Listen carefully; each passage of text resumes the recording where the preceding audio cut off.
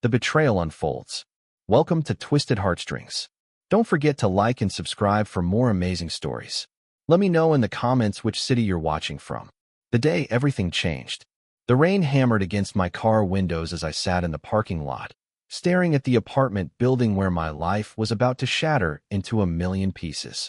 I had left work early to surprise James with his favorite dinner from the Italian restaurant where we had our first date. It was supposed to be special. Our 3-year anniversary was tomorrow, and I wanted to start celebrating early. I grabbed the takeout bags and rushed through the rain, my heels clicking against the wet pavement. The doorman smiled at me like always. "Good evening, Miss Emma. Mr. James is upstairs." "Thank you, Robert," I replied, my heart warm with anticipation. I had no idea that in the next 5 minutes, my entire world would collapse. The moment of truth. I used my key to open the apartment door quietly, planning to surprise him. The living room was empty, but I heard voices coming from the bedroom. Laughter. A woman's laughter that I recognized immediately. Sarah, my best friend since college. My maid of honor. The person I trusted more than anyone except James. My hands started shaking. The takeout bags slipped slightly in my grip. Maybe they were just talking. Maybe she had stopped by to help plan the surprise party I knew they were organizing for me. Maybe there was a perfectly innocent explanation. But deep down, in that place where we always know the truth even when we don't want to, I already knew. I walked toward the bedroom, each step feeling like I was moving through water. The door was slightly open, and there they were, tangled together in the bed that James and I shared, in the apartment we had chosen together, surrounded by the life we had built. The takeout bags hit the floor. The sound made them both freeze and turn toward the door. Facing the unthinkable, "Emma." James scrambled to cover himself, his face pale with shock. "This isn't what it looks like." Sarah didn't even try to hide. She sat up slowly, pulling the sheet around herself, and looked at me with something that might have been pity or triumph. I couldn't tell anymore. "Actually, James," Sarah said calmly, "I think it's exactly what it looks like." I stood there, frozen. My brain couldn't process what I was seeing. This was James, the man who had proposed to me on a beach at sunset 6 months ago. The man who left me sweet notes in my lunch. The man who had promised to love me forever. And Sarah, my Sarah, who had held me when my mother died, who had helped me pick out my wedding dress, who had been at every important moment of my adult life. "How long?" My voice came out as a whisper. James looked at the floor. Sarah looked directly at me. "A year," Sarah said flatly. "Give or take. A year. An entire year of lies. An entire year of betrayal. Every dinner where the three of us had laughed together. Every time Sarah had helped me plan wedding details. Every time James had kissed me goodnight. All of it had been a lie. The cruel truth. "Emma, please," James started, finally finding his voice. "It just happened. We didn't plan it. You have to understand. I have to understand." I felt something breaking inside me, something that might never be fixed. "I have to understand that my fiancé has been sleeping with my best friend for a year." "You're always working," James said, his voice taking on a defensive tone. "You're never home. Sarah and I, we just connected. She gets me in ways you never did." The words hit me like physical blows. I had been working hard, yes. Working to save money for our wedding. Working to help pay for this apartment. Working to build a future for us. "So this is my fault?" I asked, my voice rising. "I work too much, so you betray me?" Sarah sighed, like I was being dramatic. "Emma, honestly, did you really think James was satisfied? You're so focused on your career, on being perfect, on planning everything. When do you ever just live in the moment?" I stared at her. This woman who I had loved like a sister. Who I had trusted with my deepest secrets. And she was blaming me for their betrayal. "Get out," James said suddenly. I blinked. "What?" "This is my apartment," James continued, his voice cold now. "Technically, my name is on the lease. You need to leave. The world collapses." I couldn't breathe. This couldn't be happening. "James, I pay half the rent. I've lived here for 2 years. And I think it's time you found somewhere else to live," he said, standing up now, pulling on his clothes. "Sarah and I, we're together now. We're going to make this official. It's better if you just go." The room spun. Everything I thought I knew was crumbling. The apartment was technically his because we had put only his name on the lease to help his credit score. The furniture was mostly his from before we met. Even the ring on my finger suddenly felt like it belonged to someone else's life. You planned this, I said slowly, the realization dawning. You've been planning this. Sarah smiled then, and it was the cruelest thing I had ever seen. James deserves someone who puts him first. Someone who isn't married to her job. Someone like me. I looked at James, waiting for him to defend me, to say something. Anything that showed the 3 years we had together meant something. But he just looked away. I'll pack, I heard myself say, picking up the pieces. I moved through the apartment like a ghost, throwing clothes into suitcases. My hands were shaking so badly I could barely zip the bags. James and Sarah stayed in the bedroom, and I could hear them talking in low voices, occasionally laughing. Laughing, while my life fell apart. I grabbed what I could carry and walked out. I didn't take the furniture I had bought. I didn't take the kitchen supplies I had chosen. I didn't take the pictures from our trips together. I just wanted to escape. In my car, I finally broke down. Sobs racked my body so hard I couldn't see. I had nowhere to go. My mother was gone. My father had remarried and moved to Florida. My apartment before James had been rented to someone else. My best friend had just destroyed my life. I drove to a cheap motel on the edge of town and checked in for the night.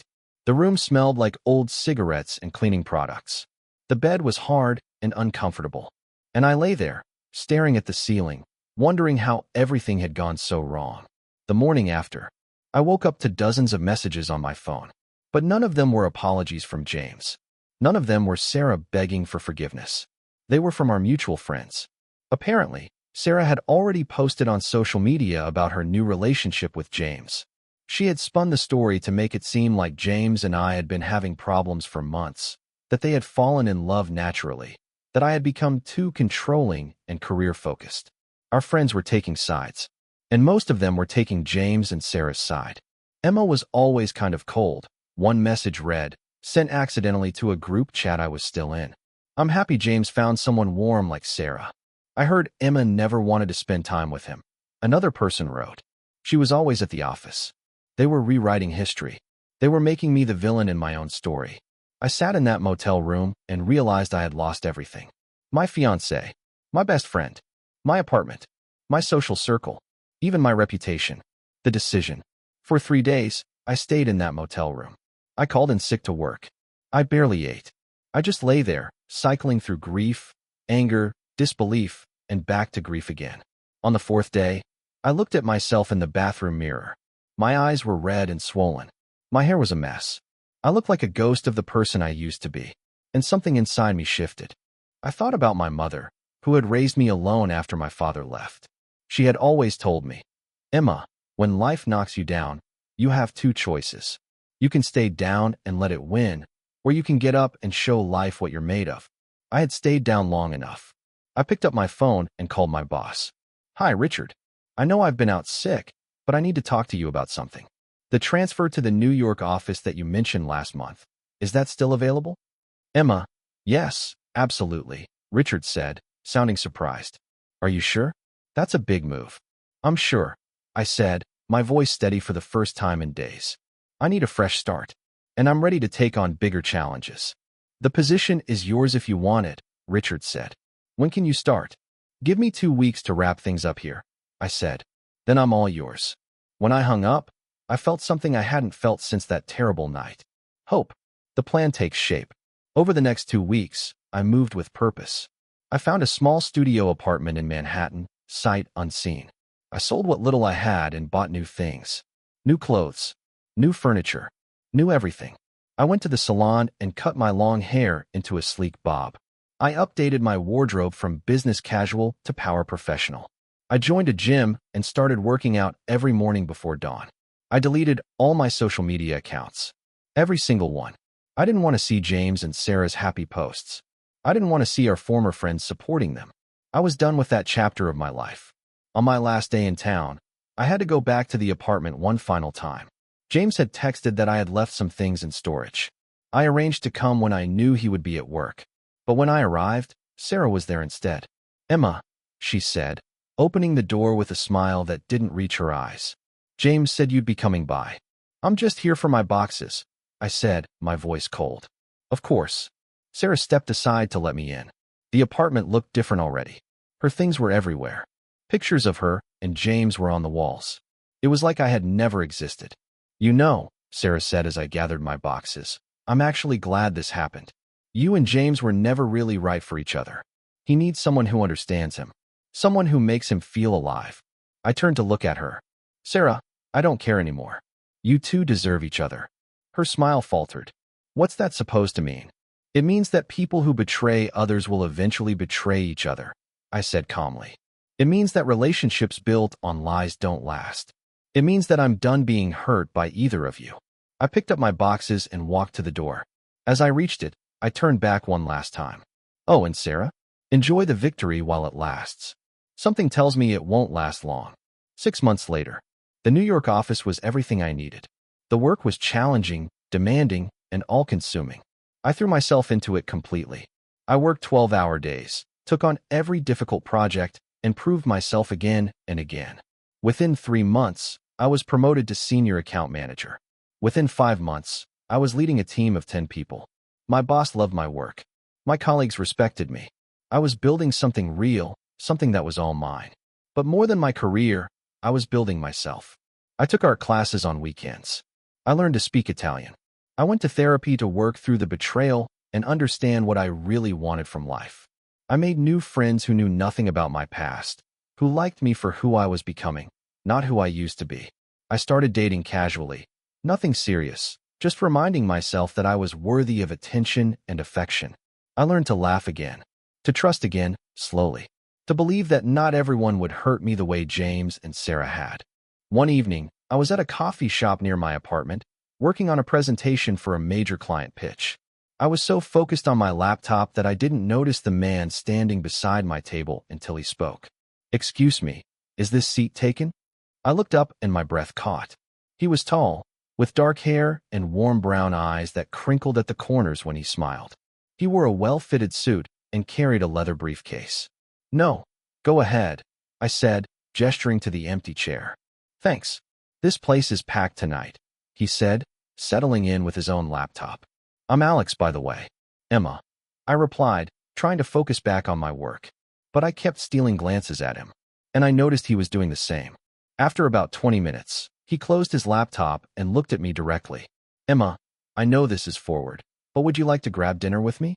There's an amazing Thai place around the corner, and I hate eating alone." I hesitated. The old Emma would have said no, would have been too cautious, too afraid of being hurt again. But I wasn't the old Emma anymore. "You know what?" I said, closing my own laptop. "I'd love to." And as we walked out of that coffee shop together into the cool New York evening, I felt something shift inside me. This wasn't just about revenge anymore. This wasn't just about showing James and Sarah what they had lost. This was about discovering what I had gained. What happens next? Will Emma find true love with Alex? How will James and Sarah react when they discover Emma's transformation? Don't miss part 2. Hit that like button and subscribe to Twisted Heartstrings for the next part of Emma's journey. Comment below, Team Emma or Team Karma. Let me know. 2 Hearts 212:53 Part 2. The Rise and Return. Welcome back to Twisted Heartstrings. If you missed part 1, go back and watch it now. Don't forget to like and subscribe, and drop a comment telling me where you're watching from. A new chapter begins. Dinner with Alex turned into coffee the next morning. Coffee turned into a walk through Central Park that weekend. And that walk turned into something I hadn't expected to find again, genuine connection. Alex was different from James in every way. He was a corporate lawyer who specialized in helping small businesses navigate complex legal issues. He was passionate about his work, but never let it consume him entirely. He asked questions and actually listened to the answers. He made me laugh with his dry humor and terrible puns. "So let me get this straight," Alex said one evening as we sat in a little Italian restaurant in the West Village. "You moved to New York 6 months ago, knowing no one, and you've already been promoted twice?" "3 times, actually," I corrected, smiling. "The third one just happened yesterday. I'm now the youngest director in the company's history." Alex raised his wine glass. "To Emma, the unstoppable force of nature." I clinked my glass against his, feeling a warmth spread through my chest that had nothing to do with the wine. I had to rebuild myself from scratch. Sometimes starting over is the best thing that can happen to you. "Starting over from what?" Alex asked gently. He had been careful not to push, but I could tell he was curious about my past. I took a breath. We had been seeing each other for 3 months now, and he deserved to know the truth. I was engaged. My fiancée cheated on me with my best friend. They got together and kicked me out of my own life. I lost everything in one night. Alex's expression darkened. Emma, I'm so sorry. That's unforgivable. It was the worst thing that ever happened to me, I said honestly. And also, in a strange way, the best thing. It forced me to discover who I really was without them. I learned that I'm stronger than I ever thought possible. Building something real. Alex reached across the table and took my hand. Their loss is definitely my gain. You're the most impressive person I've ever met. You're not so bad yourself, I said, squeezing his hand back. Over the next 3 months, Alex and I grew closer. He met my new friends from work.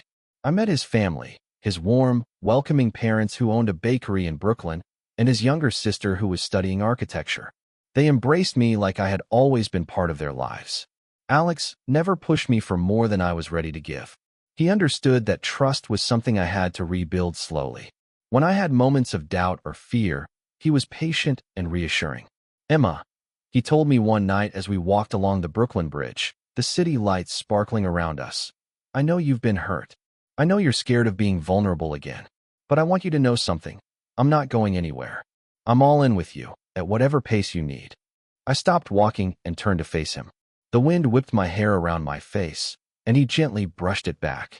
Alex, I'm falling for you, I said, the words tumbling out before I could stop them. And it terrifies me.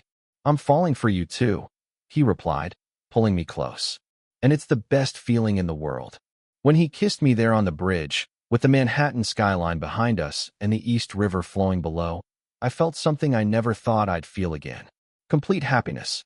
Not the careful, planned happiness I had tried to build with James, but real, spontaneous, overwhelming joy.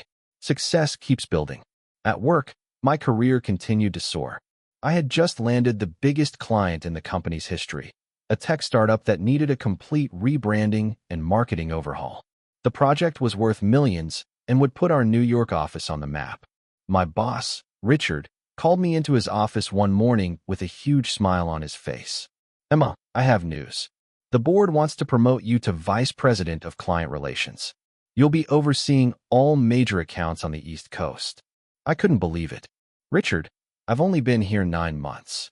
And in those 9 months, you've brought in more revenue than anyone else in the past 5 years, Richard said. You're brilliant, dedicated, and the clients love you. This is well-deserved. The promotion came with a significant salary increase, a corner office with a view of the Hudson River, and a team of 20 people reporting to me. At 29 years old, I was one of the youngest VPs in the industry. Alex took me to dinner at the most expensive restaurant in Manhattan to celebrate. I'm so proud of you, he said, his eyes shining with genuine admiration.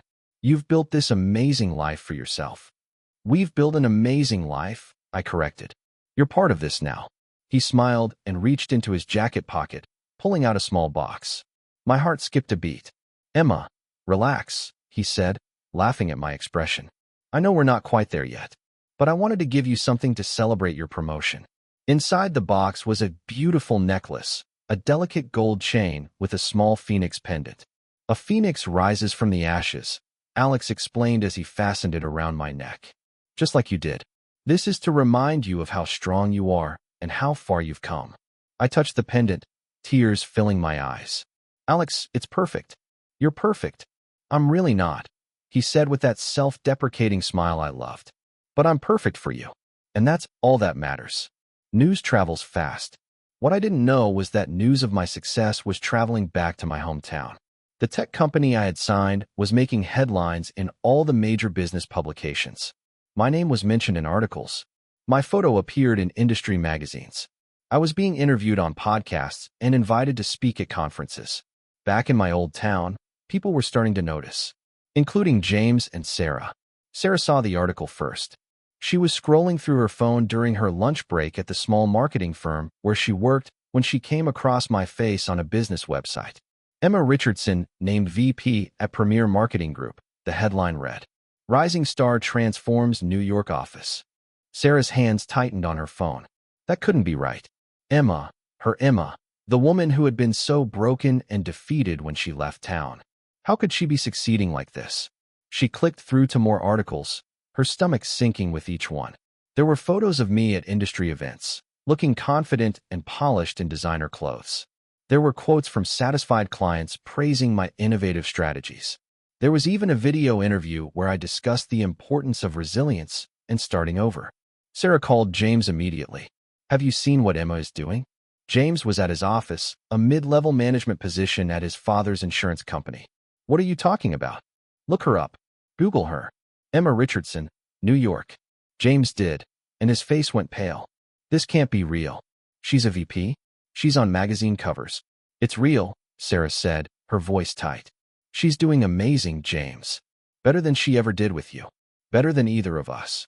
Cracks in the foundation. That night, the atmosphere in the apartment James and Sarah now shared was tense. Sarah kept looking at the articles about me, comparing my success to her own stagnant career. James kept making excuses, saying the articles must be exaggerating my accomplishments. "Face it, James," Sarah finally snapped. "We messed up. We thought Emma would fall apart without us. Instead, she became this incredible success story. And what are we? Still in the same boring town, doing the same boring jobs." "You're the one who wanted to stay here," James shot back. "You said this town was perfect for us. Because I thought we'd be happy." Sarah yelled. "But we're not, are we? We haven't been happy since we got together." It was the first time either of them had admitted it out loud. The truth was, their relationship had been falling apart for months. The excitement of the affair had faded quickly, leaving behind only guilt and resentment. Sarah resented James for not being as ambitious as she thought he was. James resented Sarah for not being as easygoing as Emma had been. They fought constantly about money, about chores, about friends, about everything. "Maybe we made a mistake," James said quietly. "You think?" Sarah's laugh was bitter. "We destroyed a good person to be together, and for what? So we could be miserable together instead of apart." "Emma didn't love me the way you do," James said defensively. "Emma loved you more than I ever will," Sarah admitted. "And I think you know that. I think you've always known that. We weren't in love, James. We were just selfish." The invitation arrives. 2 weeks later, I received an invitation that made my heart race. The Business Excellence Foundation was hosting its annual charity gala in my hometown.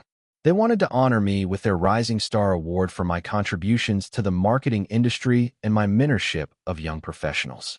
"Emma, you have to go," Alex said when I showed him the invitation. "This is a huge honor." "I know, but it's in my hometown," I said nervously. "James and Sarah are there. All my old friends are there. People who took their side and believed their lies about me." "Exactly," Alex said firmly. "This is your chance to show them who you really are. Not the person they tried to make you into, but the person you've become. Plus, I'll be right there beside you." "You'd come with me?" I asked.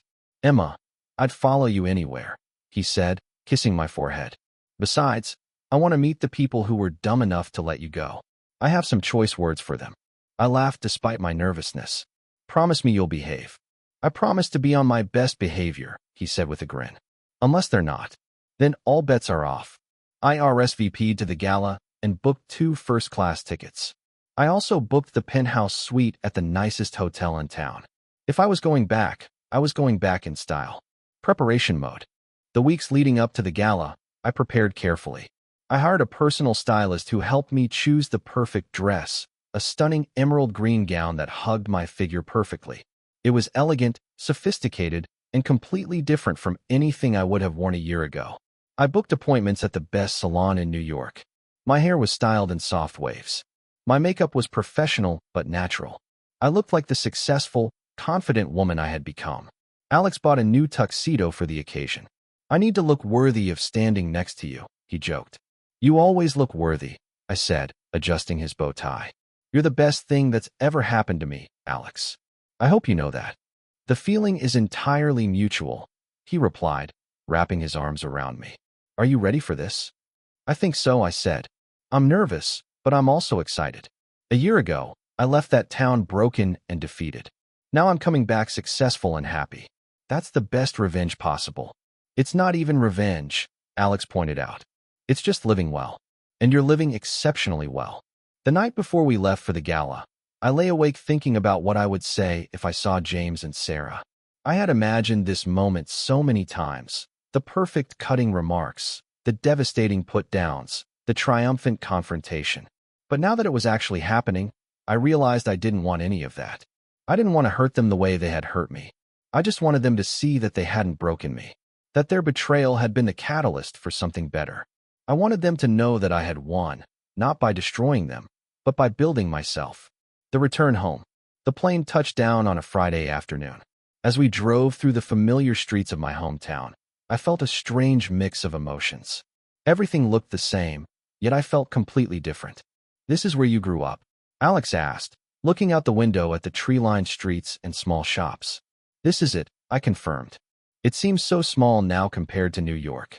We checked into the hotel, and I was delighted to find that the penthouse suite was even more luxurious than I had expected.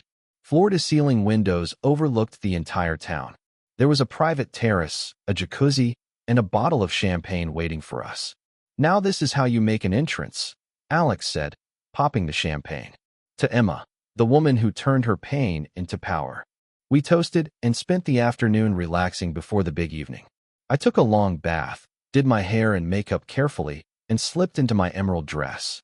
When I looked in the mirror, I barely recognized myself. Gone was the uncertain woman who had packed her bags and fled in the middle of the night. In her place stood someone strong, confident, and ready to face her past.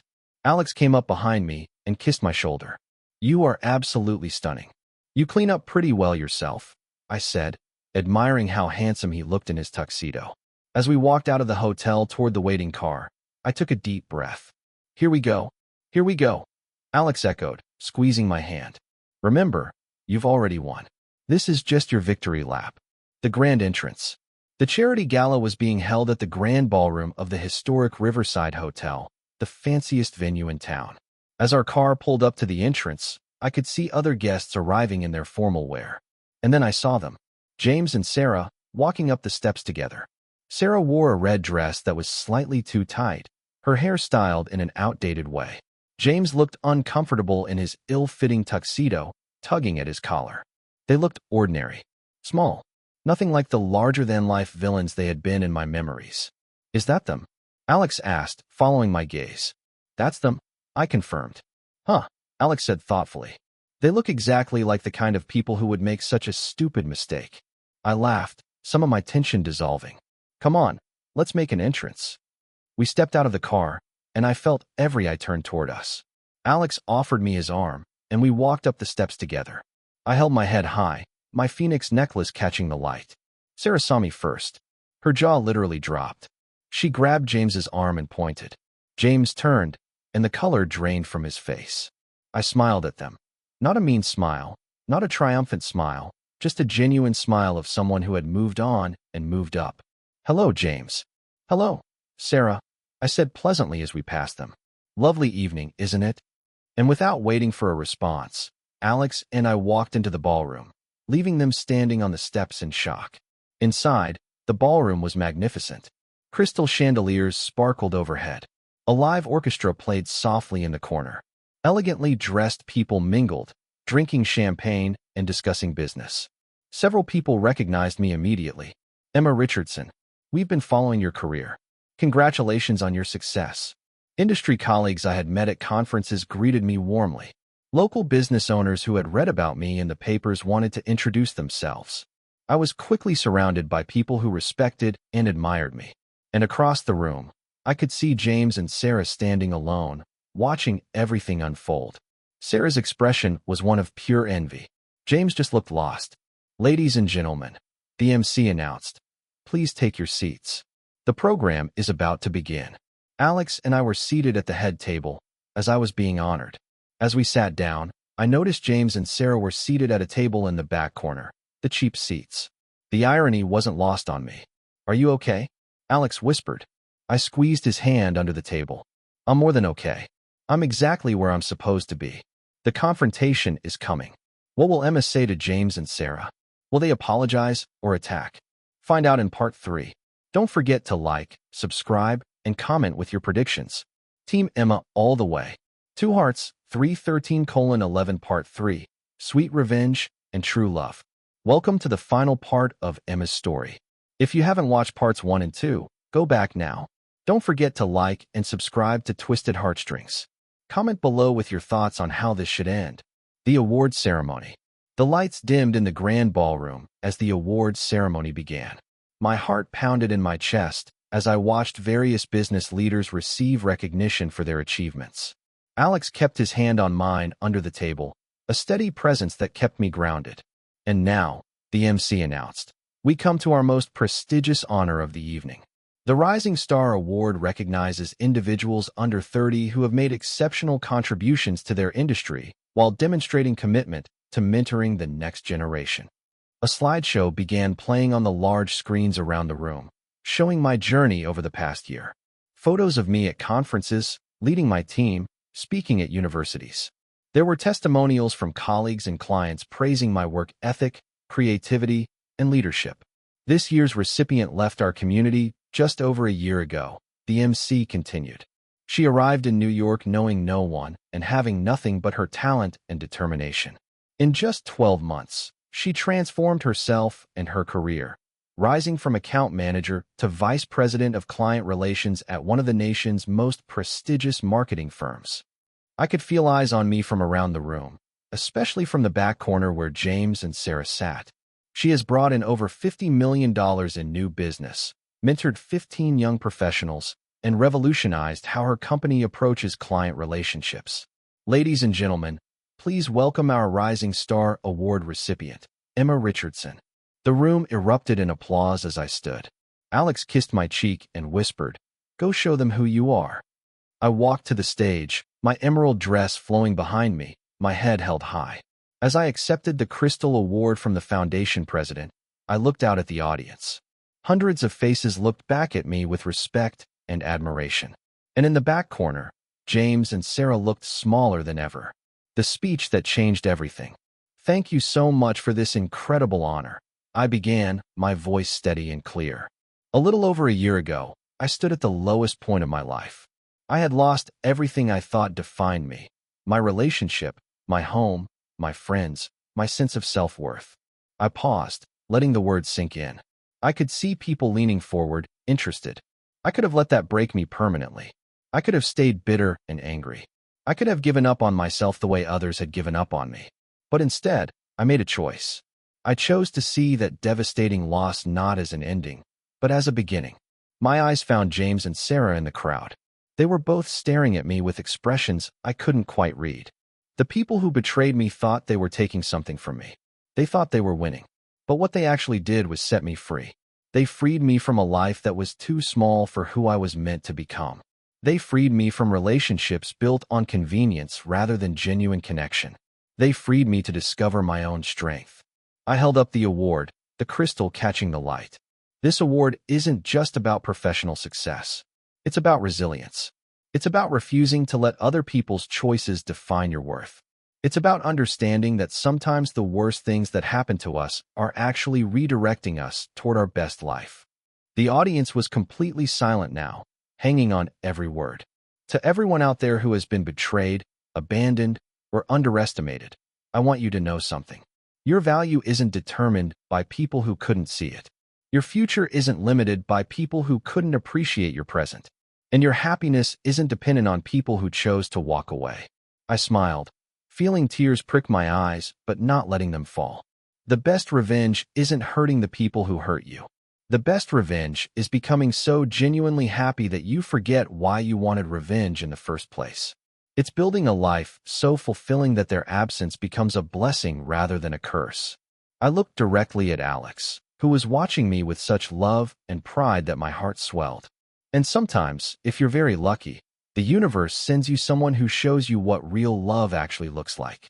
Someone who celebrates your success instead of feeling threatened by it. Someone who supports your dreams instead of asking you to make yourself smaller. Someone who proves that not everyone will hurt you the way you've been hurt before. The audience began to applaud, but I held up my hand. I had one more thing to say. So to the people who betrayed me, who thought they were destroying me, thank you. Thank you for showing me what I didn't want. Thank you for pushing me toward what I deserved. And thank you for getting out of the way so the right person could find me. The room erupted in a standing ovation. People were wiping tears from their eyes. The applause went on for nearly 2 minutes. As I walked back to my table, I felt lighter than I had in over a year. I had said everything I needed to say, and I had done it with grace and dignity. Alex stood and wrapped me in his arms. "That was the most incredible thing I've ever heard," he whispered in my ear. "I meant every word," I replied.